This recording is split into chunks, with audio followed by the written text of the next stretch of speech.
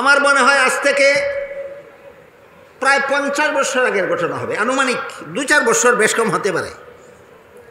আজ থেকে প্রায় 50 বছর আগে ব্রাহ্মণবাড়িয়া এলাকার একটি মাহফিল থেকে বাড়ি যাওয়ার পথে রেলে বাড়ি যাওয়ার জন্য রেল স্টেশনে গেলাম। রেল স্টেশনে গিয়ে দেখি গাড়ি ছেড়ে দিচ্ছে, টিকিট নেওয়ার সুযোগ নেই। টিকিট ছাড়াই রেলগাড়িতে চড়লাম। রেলগাড়ির ভিতরে সরকারের বেতনভোগী কর্মচারী থাকে, যারা বিনা টিকিটে রেল চড়ে, তাদের কাছ থেকে ভাড়া নিয়ে তাদেরকে টিকিট বানিয়ে দেওয়ার জন্য থাকে কিনা।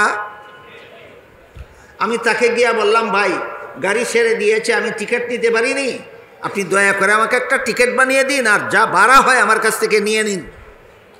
ইনি আমাকে একটু গরম দেখাইয়া বললেন, টিকিট বানিয়ে দেওয়া যাবে না। আমি বললাম, কেন? সরকার আমাকে টিকিট বানিয়ে দেওয়ার জন্য বেতন দেয়, সরকারের বাবার সম্পত্তি বিক্রি করে নয়, এই দেশের জনগণের ট্যাক্সের টাকার থেকে তোমার বেতন দেয়। এটা আপনারা চিরকাল মনে রাখবেন, দেশের সমস্ত সরকারি কর্মচারীদের বেতন সরকারের বাপের সম্পত্তি বিক্রি করে দেয় না, আপনাদের মাথার গাম পায়ে ফেলে যে উপার্জন করেন সেই উপার্জনের ট্যাক্সের পয়সার থেকে সকল বিভাগের সরকারি কর্মকর্তারা বেতন পায়। তাই আমি তাকে বললাম, আমাদের পয়সা দিয়ে তোমার বেতন দেয়, আমার টিকিট বানিয়ে দেওয়ার জন্য। টিকিট বানিয়ে দেওয়া যাবে না কেন? বলে, টিকিট বানিয়ে দিলে শুধু ভাড়া দিলে হবে না, বিনা টিকিটে রেল চড়ার জরিমানাও দিতে হবে। আমি বললাম, তাও দেবো, ভাড়াও দেবো, জরিমানাও দেবো, আমার টিকিট বানিয়ে দিন। এখন গরম সুরে না, এখন নরম সুরে বলে, হুজুর আপনার জরিমানা তো লাগবেই না, ভাড়াও সবটুকু লাগবে না, টিকিট ছাড়া যা মনে চায় আমাকে দিয়া দেন। কি ছাড়া?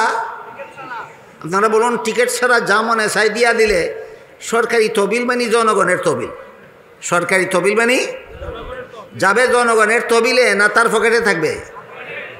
এটা কি নীতি না দুর্নীতি? এই দুর্নীতিবাজকে সরকার চাকুরি দিয়েছে অশিক্ষিত হওয়ার কারণে না শিক্ষিত? এই আজকের থেকে 50 বছর আগে বাংলাদেশে একটা শিক্ষিত দুর্নীতিবাজ আমি পেয়েছিলাম।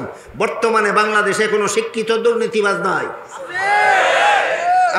আপনারা যদি বলেন আছে, তাহলে আপনাদের কি বলতে হবে? শিক্ষিত হলে দুর্নীতিবাজ হয় কেন?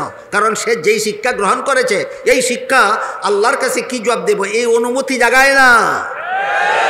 এই জন্য আল্লাহর ভয় যদি অন্তরে না থাকে, আল্লাহ দেখতেছে আমাকে, আল্লাহর কাছে কি জবাব দিব, এই ভয় যার অন্তরে জাগে না, সে যত বড় শিক্ষিত হয় তত বড় দুর্নীতিবাজ হতে বাধ্য।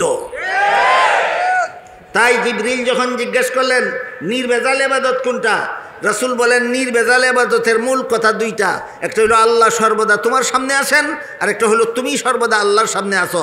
তুমি আল্লাহকে দেখো না তোমার দৃষ্টিশক্তির অভাবে, আল্লাহ যে তোমার সামনে আছে, আল্লাহর দেখার গুণে কোনো অভাব নাই, আল্লাহ সর্বাবস্থায় তোমাকে দেখছেন। এই বিশ্বাস যদি তোমার অন্তরে জাগ্রত হয়ে যায়, তাহলে ইবাদত হবে নির্ভেজাল, সংসারের কাজও হবে দুর্নীতিমুক্ত। নির্ভেজাল ইবাদতের দুইটা মূল কথা রাসূল বলে দিলেন।